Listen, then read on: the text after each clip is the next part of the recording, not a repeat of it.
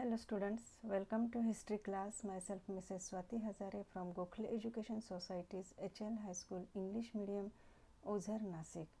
Today we are going to learn history.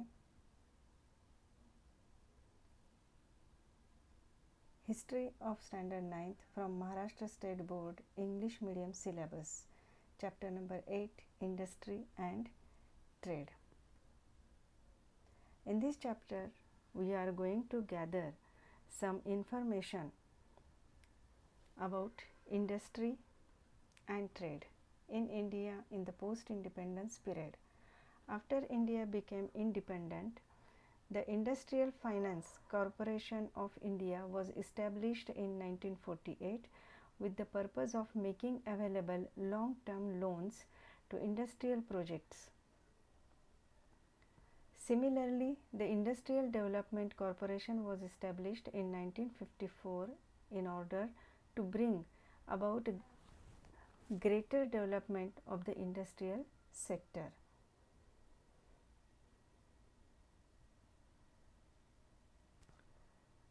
Some industries in India. Textile industry. The textile industry forms 14% of the total industrial production. It includes the powerloom and the handloom industries. The handloom industries are labor intensive. According to the Textile Committee Act 1963, a textile committee has been established. This committee sets the quality standards for textiles manufactured for sale in the internal market as well as for export.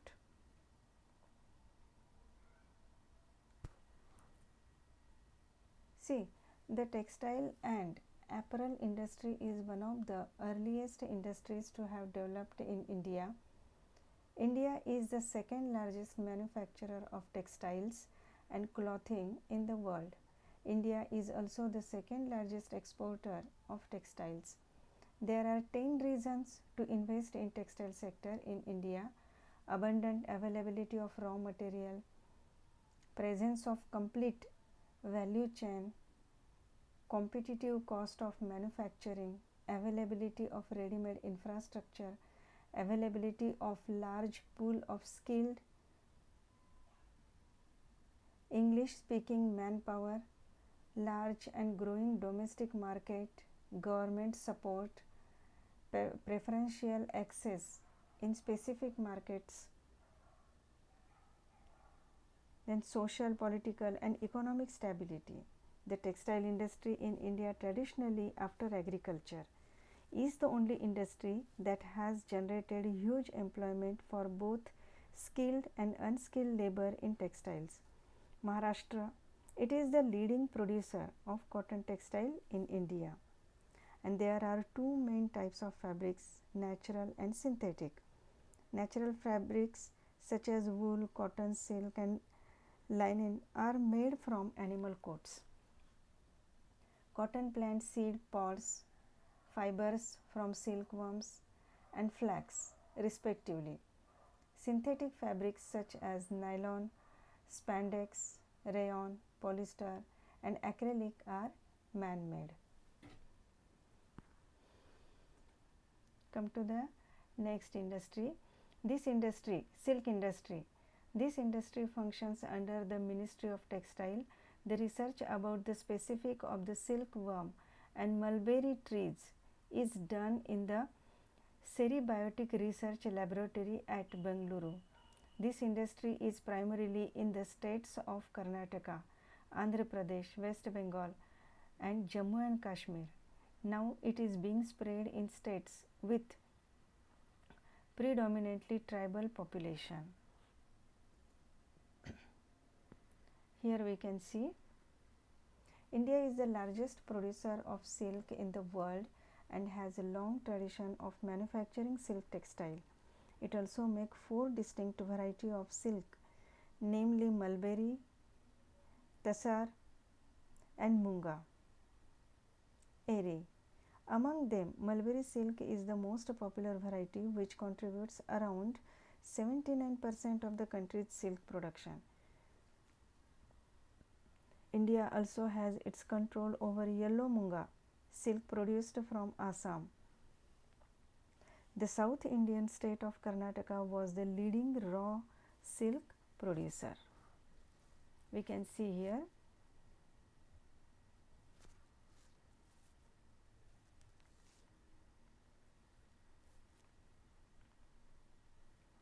Jute Industry.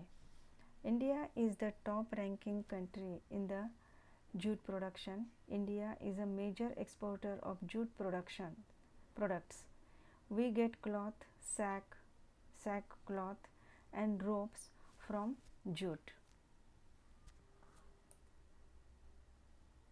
Jute textile industry is one of the major industries in the eastern India, particularly in West Bengal. Jute supports around 40 lakh farm families and provides direct employment.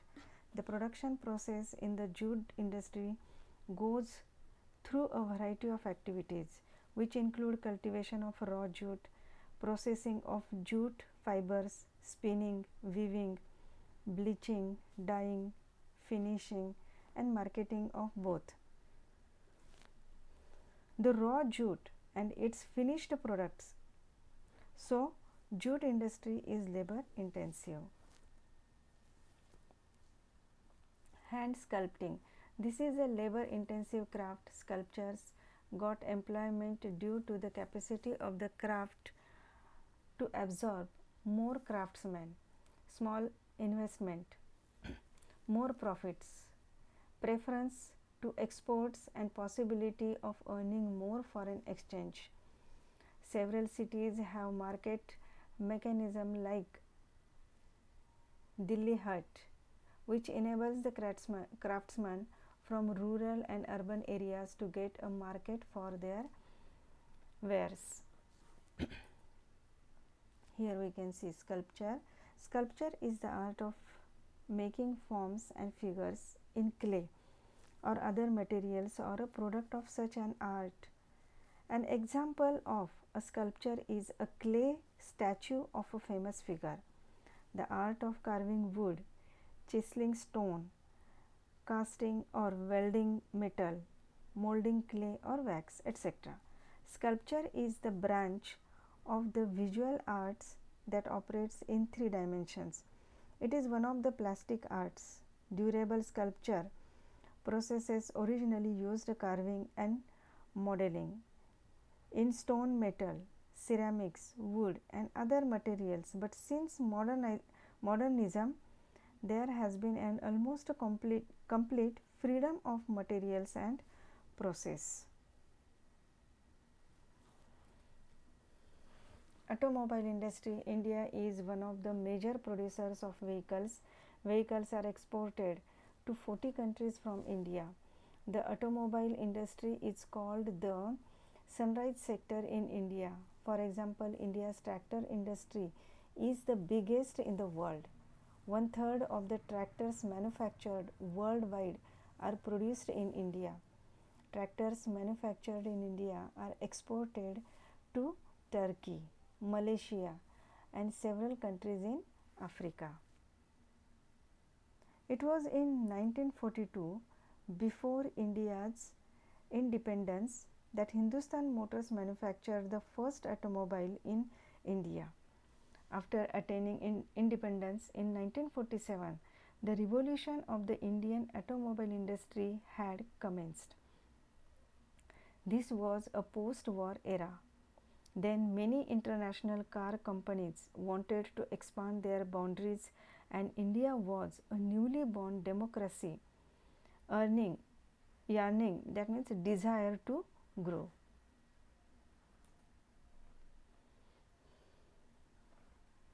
Cement industry. The role of cement industry is important in the development of housing and infrastructure. This industry is one of the most technologically advanced. India is currently an important producer of cement in the world. India is the second largest cement producer in the world and accounted for over 8% of the global installed capacity as of 2019. India's overall cement production capacity was nearly 545 million tons. Of the total capacity, 98% lies with the private sector and the rest with public sector. As India has a high quantity and quality of limestone deposits throughout the country, the cement industry promises huge potential for growth. The demand of cement industry is expected to reach 550 to 600 million tons per annum by 2025 because of the expanding demand of different sectors, that is housing, commercial construction and industrial construction.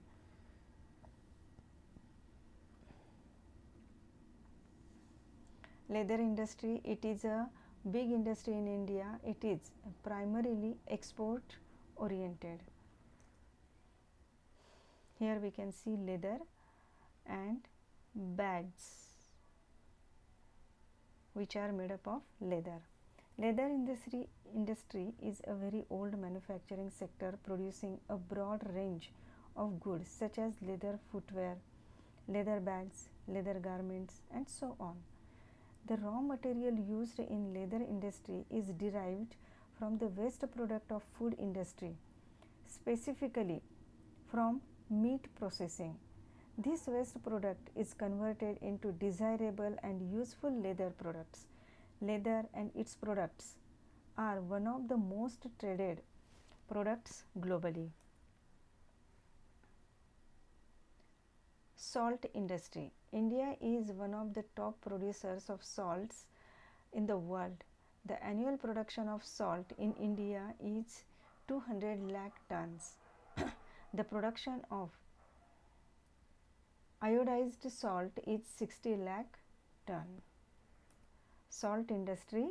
Salt industry comprises companies that operate by various processes that include extraction of salt from mines and brine pits, extraction of salt from underground by dissolving and pumping, the evaporation of seawater and crushing, purifying and refining salt. In addition, this industry produces salt for human consumption, which is called table salt. Basically, salt is used as a seasoning on food or in food processing. Industry products include sea salt, iodized salt and fine salt. Salt is also known as sodium chloride. Gujarat is the largest salt producer state of India and third largest in the world. The state contributes 76% to the total salt production in India. Kharaghoda, Bhavnagar, Porbandar and Rann of Kutch of Gujarat are major salt produced districts. Come to the next industry. Bicycle. India is a leading producer of bicycles in the world. Bicycles are made in the states of Punjab and Tamil Nadu. The main center of bicycle manufacturing in India is Ludhiana. India exports bicycles to countries like Nigeria, Mexico, Kenya, Uganda and Brazil. A bicycle is a common mode of transport for people in rural areas, particularly within low-income societies, but it continuously gaining traction in urban areas as well, especially among successful and affluent people. The Indian bicycle market comprises of mainly roadsters, fancy kids and other types of bicycles. Other bicycles include cycles meant for different purposes like mountain bikes, sports bike, hybrid bike, touring bike, etc. The categorization of bicycle market can be done based on end user, for example, retail sector and institutional sector. Retail sector.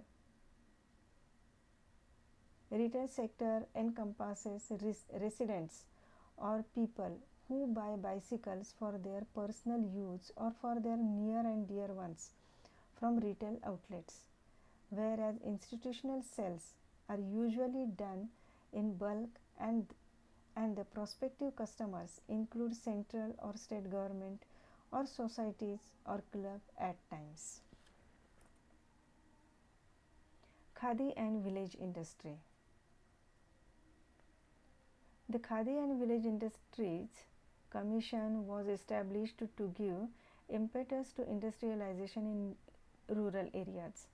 The main objectives behind the establishment of the corporation were to develop the traditional industries, handcrafts, cottage industries, and to encourage industries that use the material and human resources available at the local level and make the villages self-reliant by creating employment there. See the common characteristic found in both Khadi and village industries is that they are labor intensive in nature. In the wake of industrialization and the mechanization of almost all processes, Khadi and village industries are suited like no other to a labor surplus country like India. Another advantage of Khadi and village industries is that they require little or no capital to set up, thereby making them an economically viable option for the rural poor. This is an important point with reference to India in view of its stark income, regional and rural urban inequalities. The Commission has three main objectives which guide its functioning. There are the social objective, means providing employment in rural areas; the economic objective, providing sellable articles; the wider objective is creating self-reliance amongst people and building up a strong rural community spirit. The Commission seeks to achieve these objectives by implementing and monitoring various schemes and programs. Agriculture. In India, agriculture is practiced using traditional and modern methods. Many agricultural tasks are performed using bullocks. Similarly, machines are being used in different tasks like plowing, sowing to harvesting, threshing, etc. The major occupation in India is agriculture and other tasks based on agriculture. Agriculture and animal husbandry are practiced in villages. 70% of Indian society depends upon jobs related to agriculture and agricultural production. In this industry, the participation of women is equal to that of men. Agriculture is practiced in different seasons in India. Many varieties of crops are sown. Jawar, wheat, rice, pulses and oilseeds are mainly produced. Along with it, cotton and sugarcane are processed to manufacture cloth and sugar respectively. See, agriculture plays a vital role in the Indian economy. Over 70% of the rural household depends on agriculture. Agriculture is an important sector of Indian economy as it contributes about 17% to the total GDP and provides employment to over 60% of the population. Indian agriculture has registered impressive growth over last few decades. Agriculture also includes the production of fruits and vegetables. Nowadays, industries processing these fruits and vegetables have come up. Agriculture fulfills man's basic needs. In order to encourage farming, loans are given to farmers through rural bank and cooperative institutions. Study visits, agricultural outdoor trips and farmers get together are organized through the Panchayat Samiti to bring about improvement in agriculture. Tools and implements, seeds and fertilizers are also supplied. The farmers are given training regarding soil testing, nursery of fruit, plants, pisciculture, poultry, cattle and goat rearing, dairy farming, etc. Guidance is given to farmers by a district level training institute.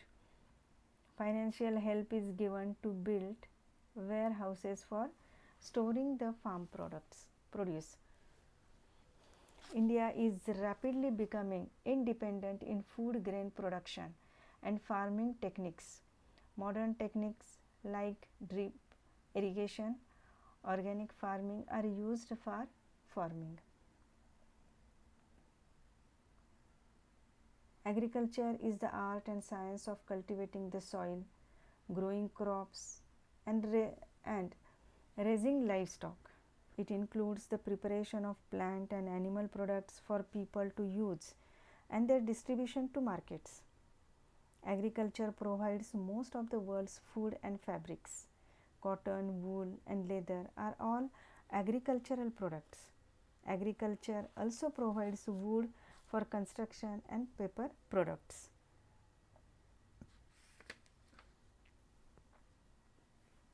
Policy of the central government. In the fourth 5-year plan, focus was planned on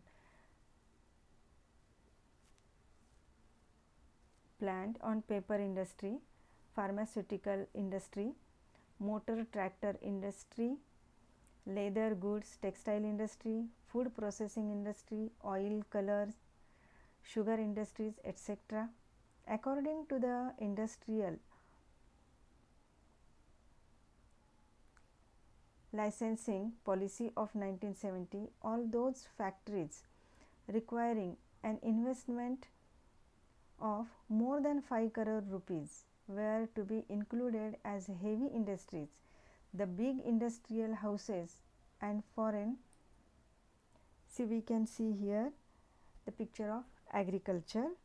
Just now we have learnt about this. Houses and foreign companies were allowed to invest in heavy industries that were not reserved for the public sector. As a result of this policy, by the end of 1972, 3,18,000 small industries were registered with the Government Registration Office.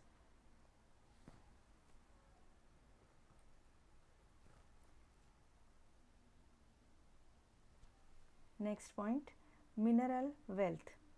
The availability of the minerals, iron and coal plays a major role in the industrial development of the country. We have adequate stores of iron, manganese, coal and mineral oil in our country. We can see here mineral wealth of India. We just observe this. A mineral is a natural substance of organic or inorganic origin with defined physical and chemical properties. Minerals are unevenly distributed on earth. Good quality minerals are available less in quantity and are also non-renewable resources which when exhausted can't be replaced immediately. Minerals are of two basic types, metallic and non-metallic. Metallic minerals like iron, nickel, manganese, tungsten, etc. are ferrous since they have iron content. Some non-ferrous metallic minerals are gold, silver, copper, tin, etc.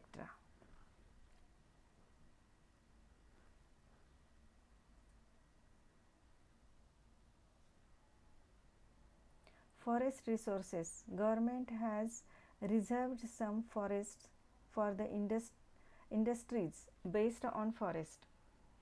The task of conservation of the forest is done by the central government, the state government, and by the local people. Forests are necessary for the raw material for industries like construction, paper, newsprint, silk, matchboxes, medicinal herbs, honey, lacquer, and raw material needed for paint.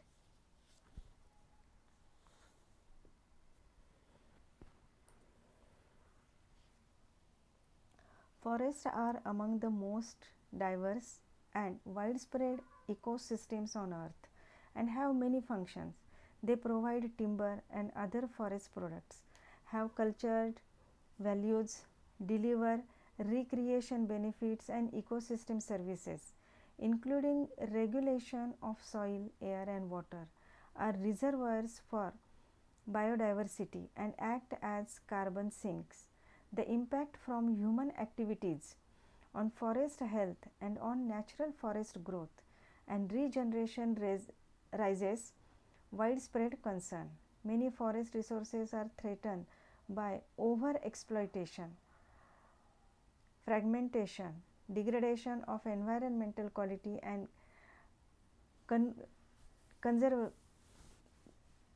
convergence to other types of land use.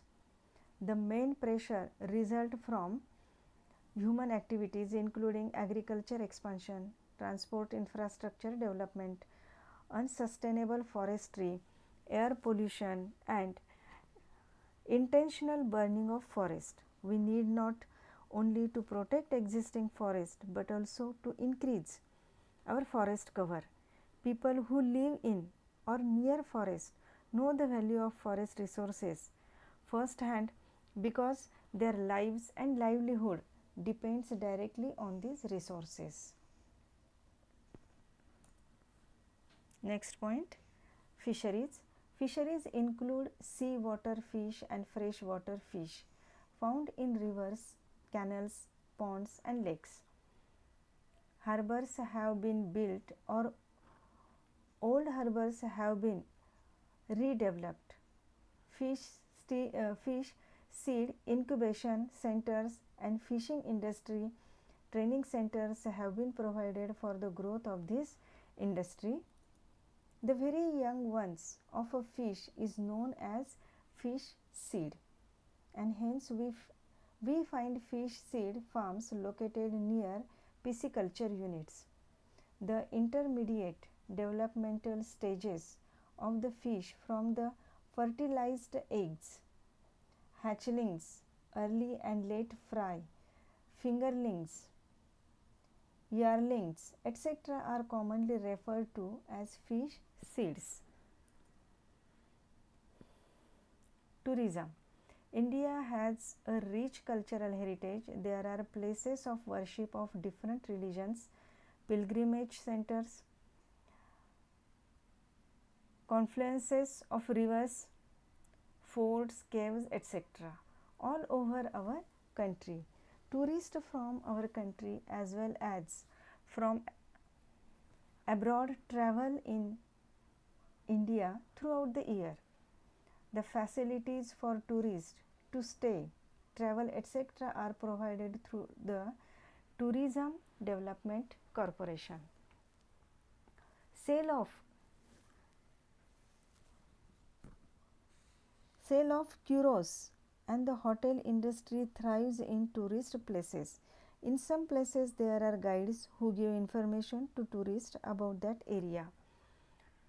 Sometimes when vehicles don't reach the destination in some remote and difficult to reach tourist places, the local people help the tourist in return for a fee. Employment opportunities are generated out of these needs. Tourism in India is important for the country's economy and is growing rapidly. The World Travel and Tourism Council